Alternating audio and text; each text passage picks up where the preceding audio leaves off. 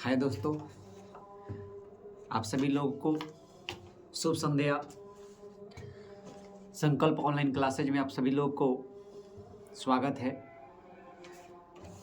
हम लोग एक बार फिर से फिजिक्स के कुछ ऑब्जेक्टिव क्वेश्चन देखेंगे। क्लास टेंथ का ये 2025 में बोर्ड के मैट्रिक का एग्ज़ाम देने वाले छात्र छात्रा इस आज के सेशन को अवश्य देखें, क्योंकि आज के कुछ ऑब्जेक्टिव फिजिक्स के चैप्टर नंबर आप लोग का 5 के कुछ क्वेश्चन जो कि ऑब्जेक्टिव फिजिक्स का बोर्ड पर क्वेश्चन आंसर ऑब्जेक्टिव किया जाएगा, जिसमें से आप लोग को बोर्ड एग्जाम में कम से कम 2 से 4 मार्क्स आने वाले हैं। तो आज का हम लोग का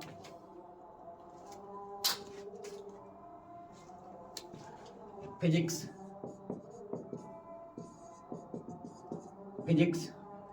यानी कहा जाए तो भौतिकी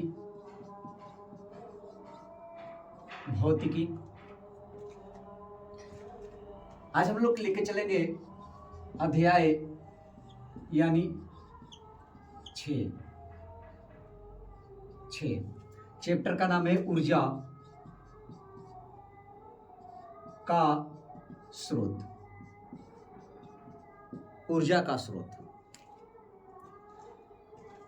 इस ऊर्जा के स्रोत में कुछ ऑब्जेक्टिव क्वेश्चन देखा जाएगा, जो टॉप VVI क्वेश्चन कम से कम 50 क्वेश्चन को आज हम लोग इस चैप्टर का देखेंगे, जो आप लोग को बोर्ड 2000 यानी बोर्ड मॉडल 2025 के लिए महत्वपूर्ण होने वाला है। ये गारंटी लिख लीजिए कि इस चैप्टर से आज के क्वेश्चन कराया जाएगा। इसमें कम से कम 3 अंक अवश्य मिलने वाले हैं।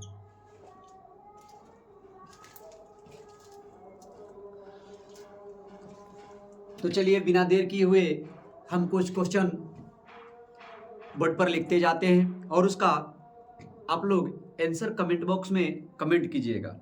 सबसे पहला क्वेश्चन है कि पवनों का देश कहा जाता है। पहला क्वेश्चन, पवनों का देश कहा जाता है। पहला हो जाएगा ए में भारत, बी में डेनमार्क और सी में अमेरिका। उसके बाद अगला हो जाएगा फिनलैंड, डी में मान लीजिए फिनलैंड। चलिए आप लोग इस क्वेश्चन का आंसर टाइप कीजिए कमेंट बॉक्स में, तब तक हम अगला क्वेश्चन को लिखते हैं। दूसरा क्वेश्चन आपका ये दूसरा क्वेश्चन है। दूसरा क्वेश्चन, सरदार सरोवर बांध किस नदी पर स्थित है। दूसरा क्वेश्चन लिखे हैं कि सरदार सरोवर बांध किस नदी पर स्थित है। सरदार सरोवर बांध किस नदी पर स्थित है। तो पहला आपका होगा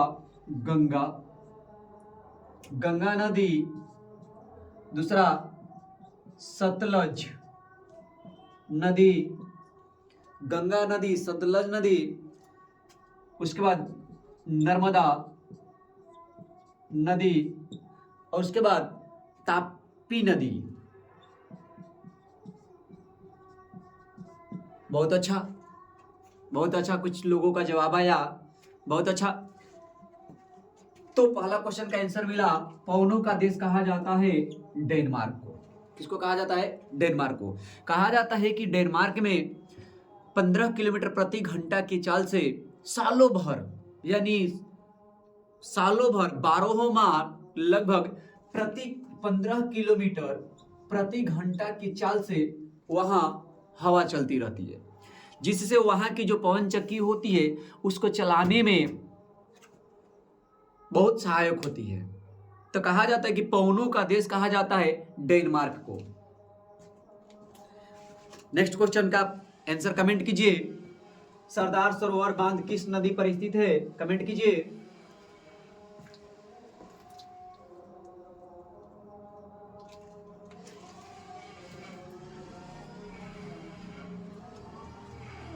तो नेक्स्ट क्वेश्चन हम कमेंट कीजिए, जल्द जल्द कमेंट कीजिए। अगला क्वेश्चन, तीसरा क्वेश्चन, एक उत्तम ईंधन है। ऑप्शन ए, बी, सी और डी। एक उत्तम ईंधन है। पहला कोयला, लकड़ी,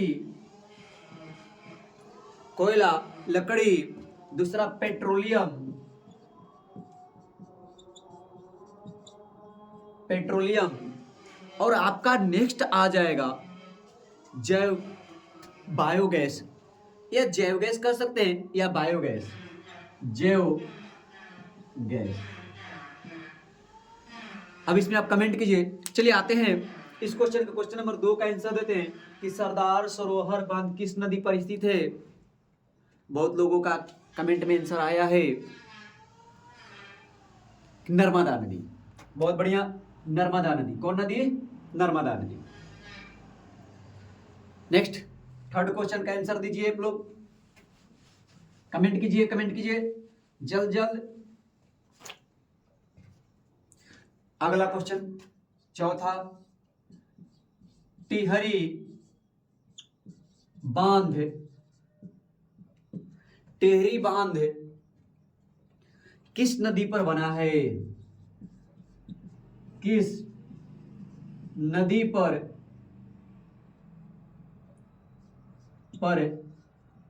बना है? टिहरी बांध किस नदी पर बना है? ऑप्शन ए में गंगा नदी, बी में आपका होगा सतलज नदी, सतलज नदी, सी में यमुना नदी, और आपका डी में हो जाएगा नर्मदा नदी, नर्मदा नदी। चलिए इसको कमेंट कीजिए। क्वेश्चन नंबर 3 को कमेंट कीजिए। एक उत्तम ऊर्जा का स्रोत है, तो एक उत्तम ऊर्जा का स्रोत कोयला, कोयला से अच्छा, लकड़ी से भी अच्छा, पेट्रोलियम से अच्छा जैव गैस है, जो कम धुआं देती है। वैसे ईंधन जो कम धुआं देगी, जिसका रख रखाव आसान होगा, जो कम लागतों में मिल जाती है, उसे अच्छे ईंधन का स्रोत कहा जाता है। तो एक उत्तम ईंधन यानी अच्छा ईंधन का होगा तो वो जैव गैस या बायोगैस कहा जाता है। चलिए इस क्वेश्चन को आंसर आप लोग कमेंट कीजिए।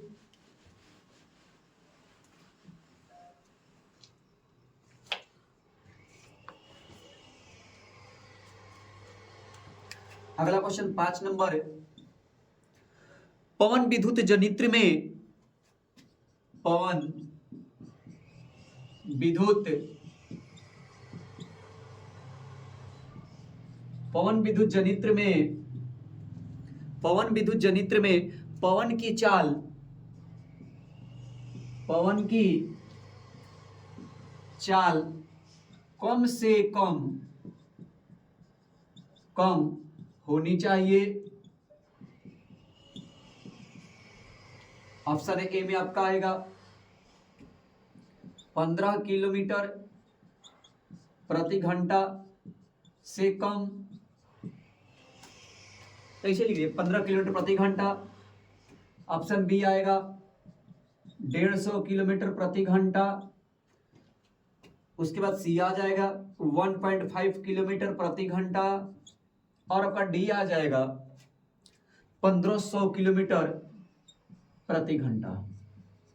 चलिए इसका आप लोग आंसर दीजिए जितना जल्द।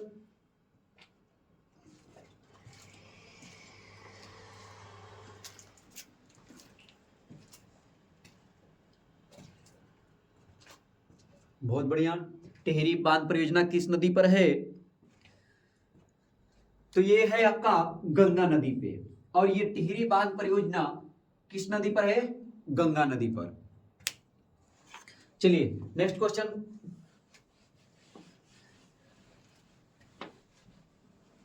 पांच का आंसर दीजिए आप लोग। क्वेश्चन नंबर 6, निम्नलिखित में से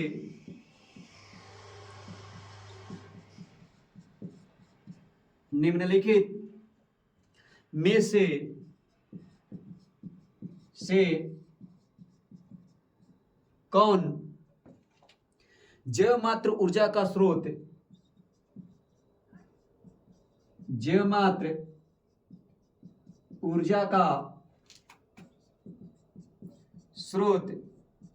का उदाहरण नहीं है? निम्नलिखित में से कौन जैव मात्र ऊर्जा का स्रोत का उदाहरण नहीं है? पहला आएगा आपका ऑप्शन ए में लकड़ी, आपका बी में गोबर गैस,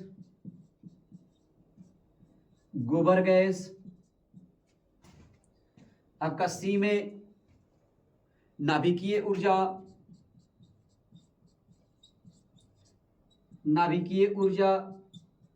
और आपका डी में हो जाएगा कोयला। चलो चला इस क्वेश्चन का आंसर। पवन विद्युत जनित्र में पवन की चाल कम से कम होनी चाहिए। कितनी? पवन विद्युत जनित्र में पवन की चाल कम से कम होनी चाहिए। तो ये 15 किलोमीटर प्रति घंटा, यानी पवनों का देश कहा जाता है डेनमार्क को। और पवन की चाल कितनी होनी चाहिए? लगभग 15 किलोमीटर प्रति घंटा। तो ये आपका होगा कितना किलोमीटर? तो यानी पवन चक्की को चलाने के लिए, जो पवन चक्की होते हैं उसको चलाने के लिए कम से कम जो उसकी जो चाल होती है, पवन की जो चाल होती है, कम से कम 15 किलोमीटर प्रति घंटा होना चाहिए। उससे ज्यादा हो सकता है लेकिन कम पर वो पवन चक्की नहीं चल पाता है। और पवनों का देश कहा जाता है डेनमार्क को। इतना तक क्लियर है?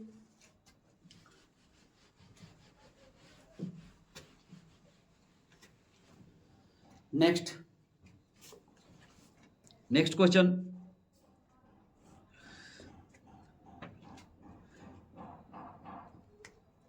सत्रहवां क्वेश्चन, निम्नलिखित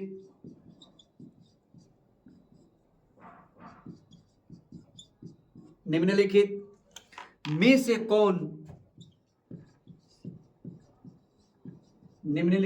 से कौन बायोगैस ईंधन का स्रोत नहीं है? बायोगैस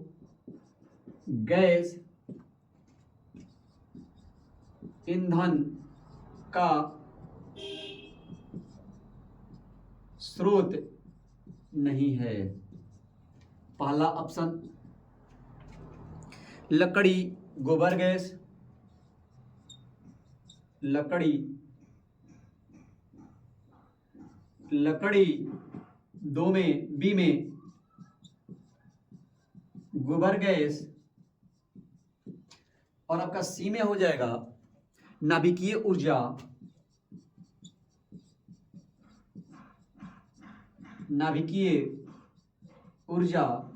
और डी में आपका हो जाएगा कोयला। चलिए कह रहा है, ध्यान दीजिए बोर्ड पे देखिए, निम्नलिखित में कौन जैव मात्र ऊर्जा का स्रोत नहीं है? जैव मात्र कह रहा है। देखिए यहां पर कह रहा है जैव मात्र, यहां पर कह रहा है बायोमास, बायोगैस। तो ये दोनों का ऑप्शन नाभिकीय ऊर्जा ही होगा, यानी दोनों क्वेश्चन का आंसर नाभिकीय ऊर्जा। देखिए ध्यान से, बायोगैस लकड़ी से भी होता है, गोबर गैस कोयला से भी होता है, लेकिन नाभिकीय ऊर्जा नहीं। ये नाभिकीय ऊर्जा दो रिएक्टरों को टकराने के फलस्वरूप नाभिकीय ऊर्जा उत्पन्न होती है, रिएक्टर फलस्वरूप होती है नाभिकीय ऊर्जा। इसमें नाभिकीय अभिक्रिया में नाभिकीय संलयन और नाभिकीय विखंडन होता है। रेडियो सक्रिय तत्व जब टूटते हैं तो वहां पर होता है नाभिकीय संलयन और नाभिकीय विखंडन।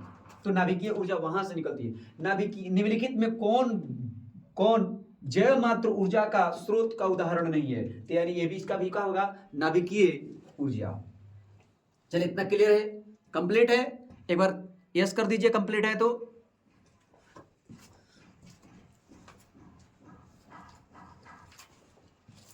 चलिए नेक्स्ट क्वेश्चन।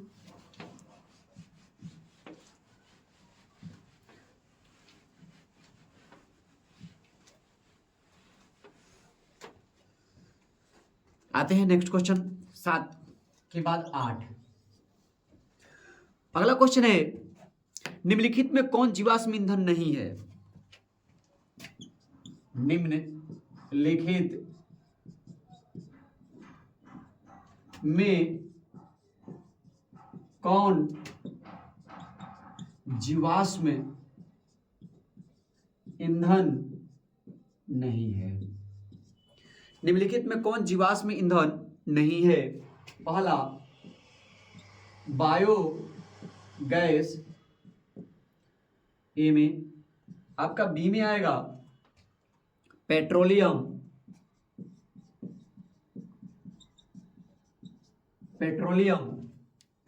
सी में प्राकृतिक गैस,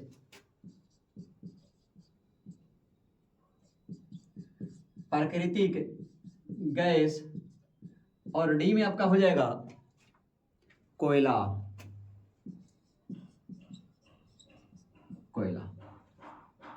चलिए इस क्वेश्चन को आप लोग आंसर दीजिए। उतने समय तक हम नेक्स्ट क्वेश्चन को लिखते हैं। गोबर गैस का एक प्रकार है, गोबर गैस का एक प्रकार है। पहला गोबर गैस का एक प्रकार है, पहला आपका होगा प्राकृतिक गैस,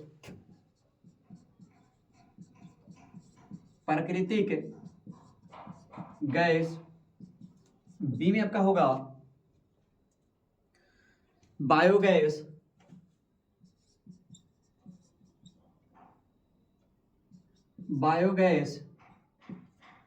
और सी में आपका होगा, और आपका सी में होने वाला है लकड़ी, और डी में आपका नॉन मैंने यानी कोई नहीं। चलिए ऑप्शन का आंसर दीजिए। पहले क्वेश्चन का ईंधन नहीं है, जीवाश्म ईंधन नहीं है, कह रहा है जीवाश्म ईंधन नहीं है। पेट्रोलियम पेड़ पौधे के जीवाश्म ईंधन जो सजीव पदार्थों से प्राप्त किया जाता है, यानी प्राकृतिक गैस जीवाश्म ईंधन है, कोयला भी जीवाश्म ईंधन है, और पेट्रोलियम भी जीवाश्म ईंधन है। लेकिन बायोगैस जीवाश्म ईंधन है नहीं है, तो ये इसका आंसर। ठीक है।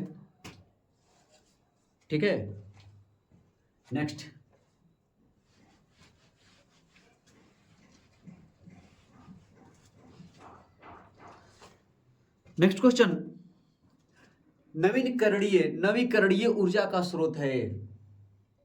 अच्छा 10 नंबर क्वेश्चन लिख लेंगे पहले कि बायोगैस का उत्पन्न होता है, बायोगैस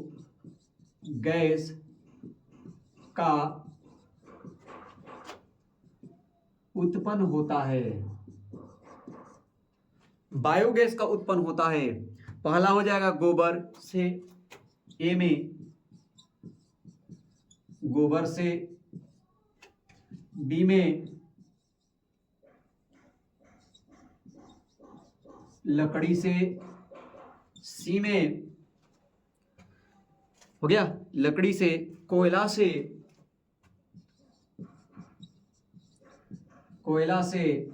और डी में नॉन। चलिए इसका आंसर दीजिए आप लोग।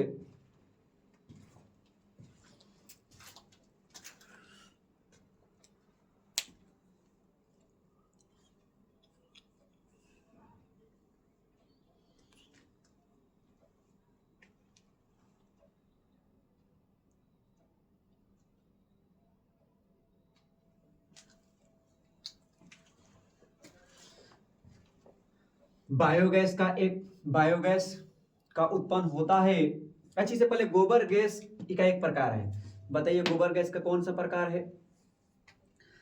गोबर गैस का कौन सा प्रकार है?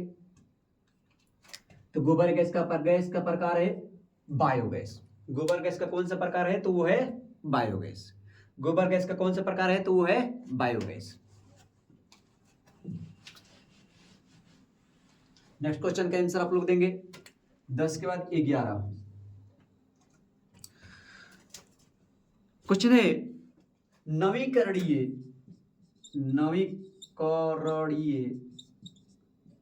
ऊर्जा का स्रोत है। नवीकरणीय ऊर्जा का स्रोत है ए, बी, सी और डी। नवीकरणीय ऊर्जा का स्रोत है पहला नाभिकीय ऊर्जा,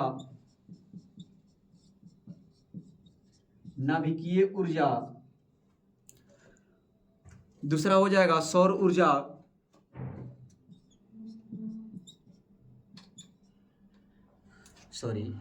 सौर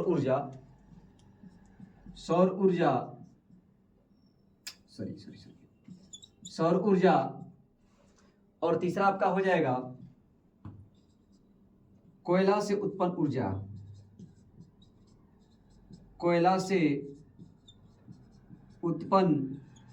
ऊर्जा और नेक्स्ट में आप लोग का है प्राकृतिक गैस।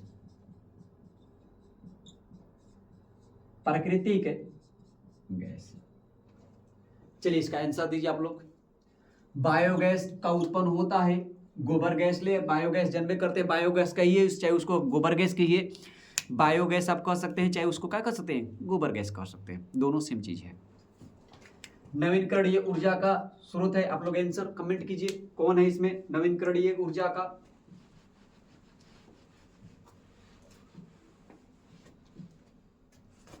नेक्स्ट 12 नंबर क्वेश्चन,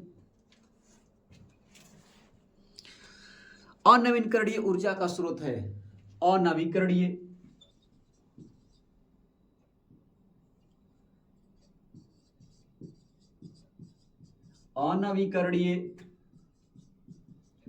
ऊर्जा का स्रोत है ए में, बी, सी और आपका डी रहा। आपका ए में जीवाश्म ईंधन सौर ऊर्जा, जीवाश्म ईंधन सौर ऊर्जा, जीवाश्म ईंधन हो गया, सौर ऊर्जा हो गया, पवन ऊर्जा, अगला हो जाएगा विद्युत ऊर्जा। चलिए कमेंट कीजिए, इस क्वेश्चन का कमेंट कीजिए क्या होगा। अरे बहुत बढ़िया है। नवीकरणीय ऊर्जा का एक स्रोत है, नवीकरणीय ऊर्जा का स्रोत है इस सौर ऊर्जा। नवीकरणीय ऊर्जा का जो कभी खत्म ना हो, जो समाप्त ना हो, उसे हम लोग नवीकरणीय कहते हैं, और जो समाप्त हो जाए उसे हम लोग क्या कहते हैं, अनवीकरणीय कहते हैं। नेक्स्ट क्वेश्चन नंबर 13, नरोरा नाभिकीय विद्युत संलयन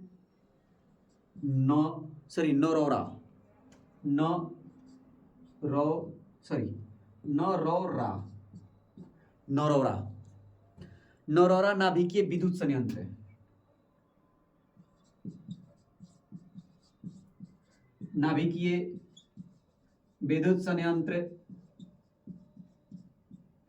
नरोरा नाभिकीय विद्युत संयंत्र किस राज्य में अवस्थित है? किस राज्य में स्थित है? नरोरा नाभिकीय विद्युत संयंत्र किस राज्य में स्थित है? पहला राजस्थान, महाराष्ट्र, उत्तर प्रदेश। राजस्थान, बी में महाराष्ट्र, सी में यूपी उत्तर प्रदेश, और डी में आपका होगा एमपी मध्य प्रदेश। चलिए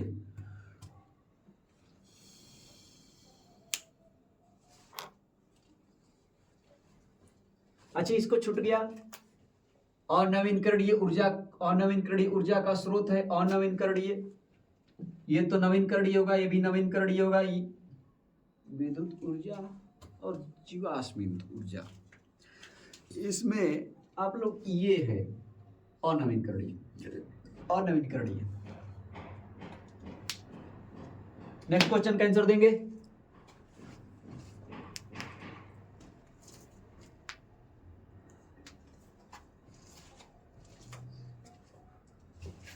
नेक्स्ट क्वेश्चन का आंसर देंगे।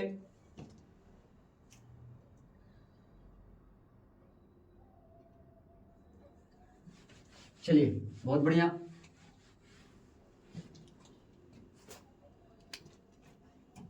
चौदह, नेक्स्ट क्वेश्चन का आंसर आप लोग देंगे। जीवाश्म ईंधन,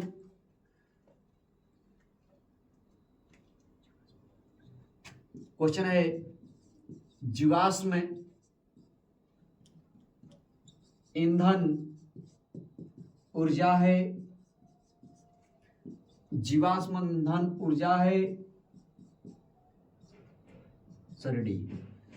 पहला हो जाएगा नवीनकरणीय सूत्र, अनवीनकरणीय, नवीकरणीय,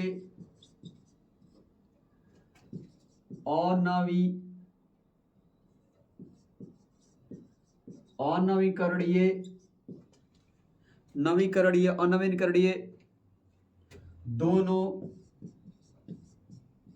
दोनों नॉन। इसका आंसर आप लोग दीजिए, कमेंट बॉक्स में कमेंट कीजिए इसका आंसर।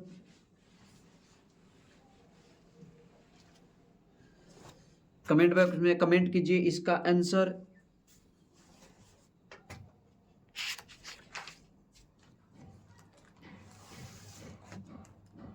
अगला क्वेश्चन है तारापुर नाभिकीय विद्युत संयंत्र 15, तारापुर नाभिकीय विद्युत संयंत्र, तारापुर नाभिकीय विद्युत संयंत्र किस राज्य में स्थित है? ऑप्शन ए, बी, सी और ये रहा डी। क्वेश्चन है महाराष्ट्र, राजस्थान, महाराष्ट्र, राजस्थान, तमिलनाडु, गुजरात, तमिलनाडु, गुजरात। चलिए इस क्वेश्चन को, क्वेश्चन नंबर 14 को आप लोग आंसर नहीं दिए, इसका आंसर आप लोग क्या होगा कमेंट कीजिए जल्दी।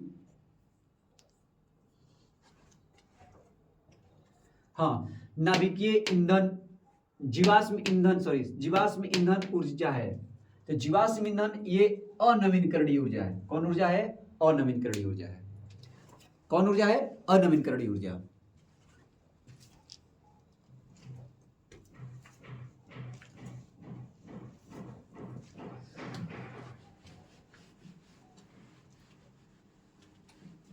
चलिए नेक्स्ट क्वेश्चन, हाइड्रोजन बम किस अभिक्रिया पर आधारित है?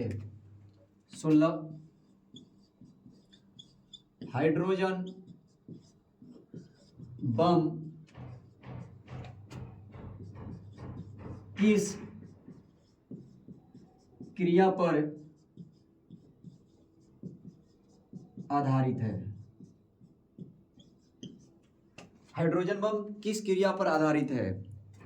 नाभिकीय विखंडन, नाभिकीय संलयन, ए में नाभिकीय विखंडन, बी में नाभिकीय संलयन, सी में हो गया दोनों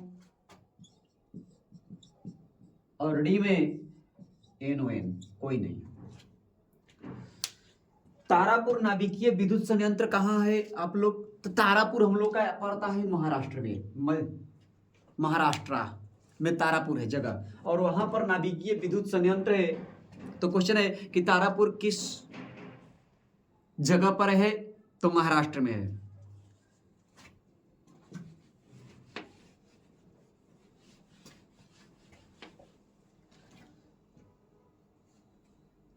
चलिए नेक्स्ट क्वेश्चन 17।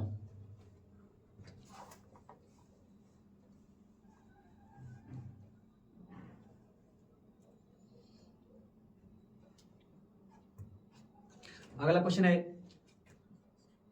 राणा प्रताप विद्युत संयंत्र। राणा प्रताप नहीं, राणा प्रताप सागर, सॉरी, राणा प्रताप सागर नाभिकीय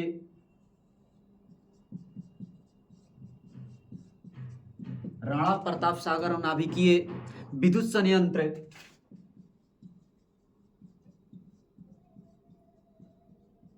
संयंत्र किस राज्य में है? ऑप्शन ए, बी, सी और D. Gujarat, Tamil Nadu, Gujarat,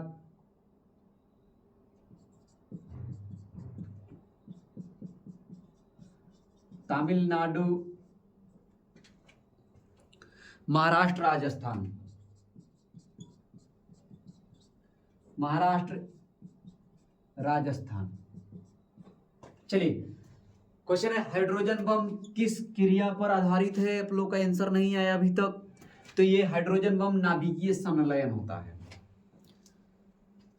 hydrogen bomb किस पर आधारित है? तो नाभिकीय संलयन पर। किस पर आधारित होता है? नाभिकीय संलयन पर।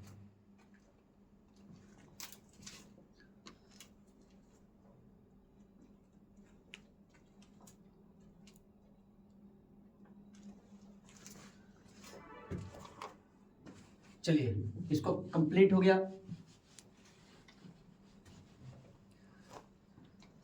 नेक्स्ट क्वेश्चन 17 का आंसर देंगे 18। चलिए 18, कलकप्पम नाभिकीय कलकप्पम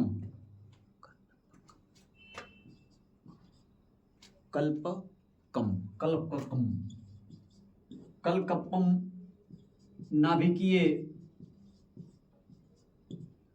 विद्युत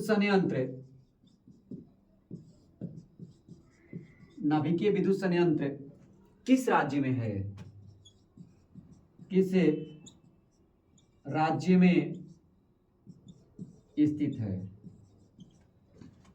ए आपका, बी, सी और डी। अगला उत्तर प्रदेश यानी UP, Tamil Nadu, Karnataka,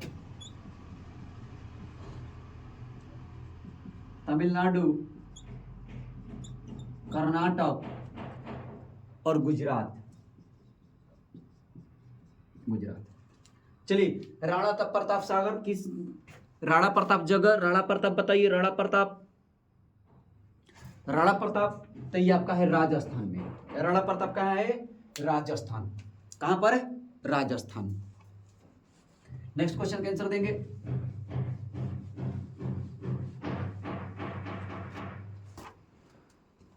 next question का आंसर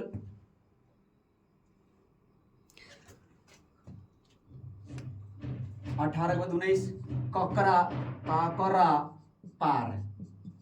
ककरा पार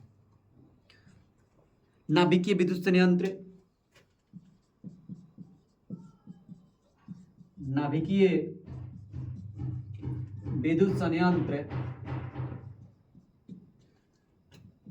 किस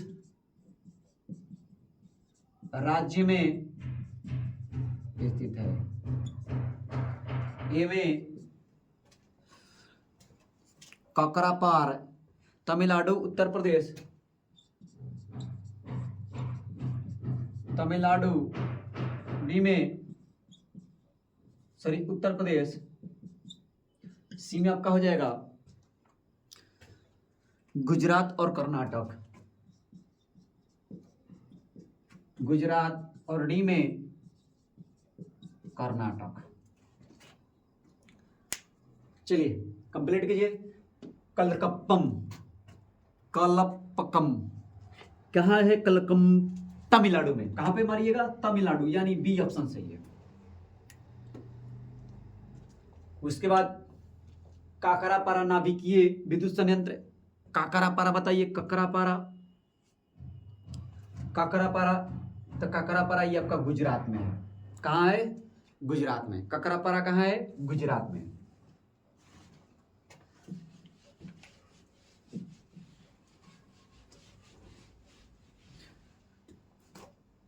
उसके बाद लास्ट क्वेश्चन आज के लिए, कहेगा नाभिकीय संयंत्र, कहेगा नाभिकीय संयंत्र किस राज्य में? यहां पर नाभिकीय विद्युत लगा लेंगे, विद्युत। कहेगा नाभिकीय विद्युत संयंत्र किस राज्य में, राज्य में है?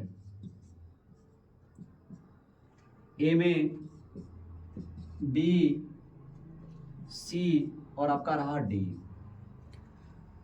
गुजरात, कर्नाटक,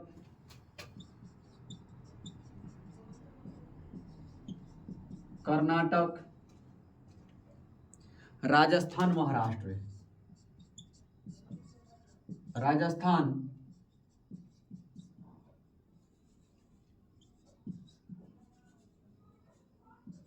महाराष्ट्र। चलिए कंप्लीट कीजिए।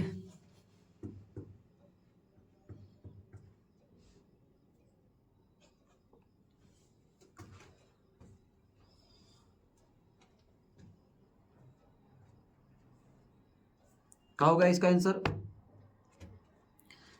इसका आंसर आप लोग बताइए। तो कहेगा आप लोग का है, कहेगा कर्नाटक में। कहां पे? कर्नाटक। तो आज भर के लिए हम लोग इतना ही रहने देते हैं, 20 क्वेश्चन। उसके बाद हम लोग फिर इसी चैप्टर को एक दिन और भी लेकर चलेंगे, जिसमें 50 ऑब्जेक्टिव क्वेश्चन को हम लोग चेक करेंगे। तो आज भर के लिए हम लोग इतना ही रहने दें। सभी लोगों को जय हिंद।